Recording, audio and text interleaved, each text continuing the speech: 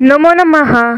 आज आपण 9वीच्या संपूर्ण संस्कृतम या पुस्तकातील पान नंबर 25 वरील उपपद विभक्तयः हा भाग बघूया. उपपद विभक्तयः अव्ययानी. आता इथे काय म्हटलंय बघा. कानिचन अव्ययानी विशिष्ट विभक्तिरूपम अपेक्षन्ते. म्हणजे काही अव्ययांना विशिष्ट विभक्त्यांची अपेक्षा असते. तानी अथः निर्दिष्टानी. आणि तीच अव्यय आपल्याला खाली दिलेली आहेत. तर आपण आता एक एक अव्यय बघूया, त्याला कोणत्या विभक्तीची अपेक्षा असते ते बघूया आणि त्यासाठी उदाहरण म्हणून दिलेलं वाक्य बघूया. बघा, पहिल्यांदा आहे, पहिला अव्यय आहे अभितः. अभितः म्हणजे सभोवती, सगळ्या बाजूंना.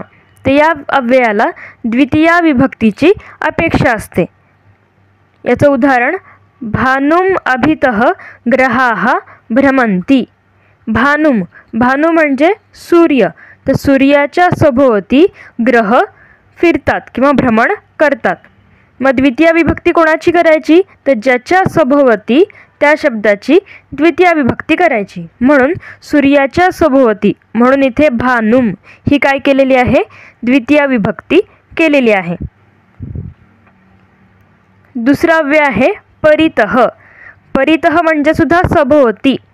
या सुद्धा अव्ययाला द्वितीय विभक्तीची अपेक्षा असते. तर याचं उदाहरण मातरम परितः गणेशः प्रदक्षिणां करोति. मातरम परितः म्हणजे आईच्या सभोवती गणपती प्रदक्षिणा करतो. इथे मातरम ही काय आहे? द्वितीय विभक्ती आहे. कोणाच्या सभोवती? आईच्या सभोवती, म्हणून मातरम ही द्वितीय आहे. किंवा अजून एक सोपं वाक्य, देवालयम परितः भक्ताः सन्ति. म्हणजे मंदिराच्या सभोवती भक्त आहेत. हे सुद्धा लिहू शकता. आता तिसरा आहे अव्यय उभयतः. उभयतः म्हणजे दोन्ही बाजूंना. आपण दुतर्फा म्हणतो तसं, दोन्ही बाजूंना. या अव्ययाला सुद्धा द्वितीय विभक्तीची अपेक्षा असते. आता याचं उदाहरण नदीम उभयतः क्षेत्राणि विद्यन्ते. म्हणजेच काय? नदीच्या दोन्ही बाजूंना काय आहेत? क्षेत्र म्हणजे शेते आहेत. आता क्षेत्राणि बहुवचने म्हणून शेते आहेत. आता ज्याच्या दोन्ही बाजूंना त्या शब्दाची द्वितीया करायची, म्हणून इथे नदीम ही काय केलेली आहे? द्वितीय विभक्ती केलेली आहे. किंवा अजून एखादं वाक्य सांगायचं झालं तर मार्गम उभयतः वृक्षाः सन्ति. म्हणजे रस्त्याच्या दोन्ही बाजूंना झाडे आहेत.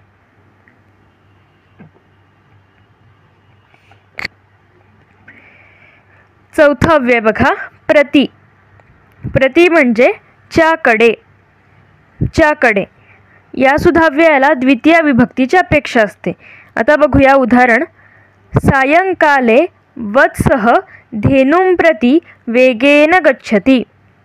सायंकाले म्हणजे संध्याकाळी वासरू गायीकडे वेगाने जाते. कोणाकडे जाते? तर गायीकडे. म्हणून ज्याच्याकडे त्या शब्दाची काय केलेली आहे? द्वितीय विभक्ती केलेली आहे. म्हणून धेनुम हा शब्द द्वितीय विभक्तीमध्ये आहे. आता पुढे विना हे अव्यय दिलंय. विना म्हणजे च्याशिवाय, च्याशिवाय. या अव्ययाला द्वितीय, तृतीय किंवा पंचमी या विभक्त्यांची अपेक्षा असते. त्याचं उदाहरण चंद्रमसम किंवा चंद्रमसा किंवा चंद्रमसः विना निशा न शोभते. म्हणजेच काय? तर चंद्राशिवाय रात्र शोभून दिसत नाही. मग इथे आता चंद्रमसम ही काय आहे? द्वितीय विभक्ती आहे. चंद्रमसा ही तृतीय आहे आणि चंद्रमसः ही पंचमी विभक्ती आहे. किंवा अजून सोपं वाक्य सांगायचं झालं तर विना या अव्ययासाठी जलम विना जीवनम अशक्यम. म्हणजे पाण्याशिवाय जीवन अशक्य आहे. मग कोणाशिवाय? ज्याच्याशिवाय म्हणजे पाण्याशिवाय त्याची काय केलेली आहे? जलम ही द्वितीय विभक्ती आहे.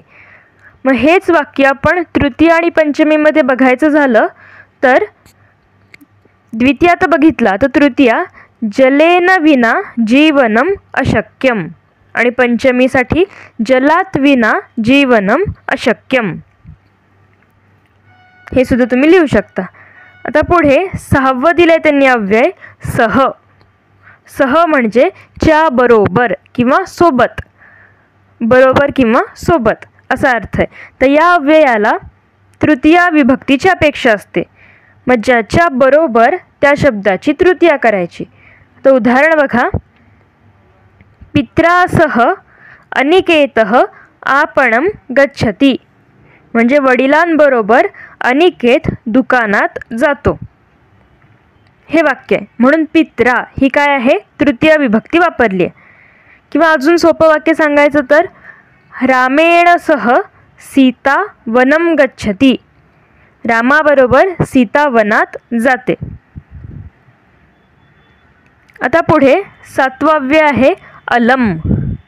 अलम या अव्ययाचा अर्थ आहे पुरे किंवा बास. पुरे आता असा अर्थ आहे. आता या अव्ययाला तृतीया विभक्तीची अपेक्षा असते. मग कोणाची तृतीया करायची, तर जे पुरे होणं आपल्याला अपेक्षित आहे त्या शब्दाची तृतीया. जसं की उदाहरण आहे अलम निद्रया. याच्यामध्ये आता निद्रया यामध्ये मूळ शब्द आहे निद्रा, जो की मालाप्रमाणे चालेल आणि मालया सारखं निद्रया ही तृतीया विभक्ती झाली आहे. म्हणजे आता झोप पुरे असा अर्थ आहे. अलम भित्या म्हणजे भीती पुरे. अलम वार्तालापेन, वार्तालाप करणे म्हणजेच बोलणे किंवा बडबड, बडबड पुरे. आता पुढे नमः हे अव्यय आहे. नमः या अव्ययाचा अर्थ आहे नमस्कार असो. ज्याला नमस्कार करायचा त्या शब्दाची चतुर्थी विभक्ती करतात, कारण की नमः या अव्ययाला चतुर्थी विभक्तीची अपेक्षा असते. म्हणून उदाहरण बघा, गणपतये नमः म्हणजे गणपतीला नमस्कार असो, किंवा गुरवे नमः गुरुला नमस्कार असो, मरुते नमः. आणि अजून एक उदाहरण दिलंय महालक्ष्म्यै नमः. पुढचा अव्यय बहिही. बहिही म्हणजे बाहेर. याला पंचमी विभक्तीची अपेक्षा असते. ज्यापासून बाहेर त्या शब्दाची पंचमी करायची. उदाहरण बघा, गृहात बहिही माता आगता. गृहात ही काय केलेली आहे, पंचमी विभक्ती केली आहे. म्हणजे घरातून बाहेर आई आलेली आहे. पुढचं कृते. कृते म्हणजे च्यासाठी. या अव्ययाला षष्ठी विभक्तीची अपेक्षा असते. याचं उदाहरण बघा, स्वसुः कृते बंधुः उपहारम आनयति. स्वसुः कृते, इथे स्वसुः ही काय आहे, षष्ठी विभक्ती आहे. म्हणजे बहिणीसाठी भाऊ उपहार, उपहार म्हणजे भेटवस्तू आणतो.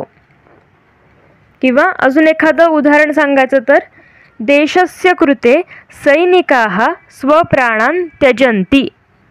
म्हणजे देशासाठी सैनिक स्वतःचे प्राणाचाही त्याग करतात. पुढचं 11वं आहे अव्यय समीपे. समीपे म्हणजे च्या जवळ.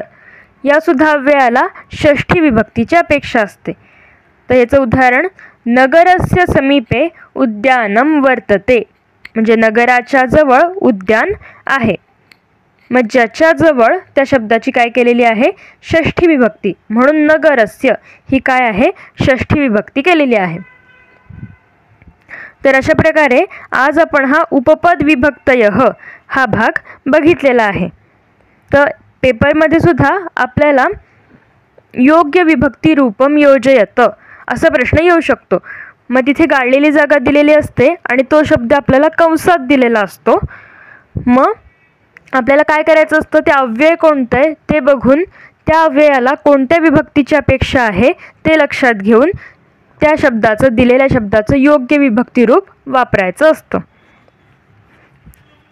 तर अशा प्रकारे आज आपण उपपद विभक्तयः अव्ययानी हा भाग बघितलेला आहे.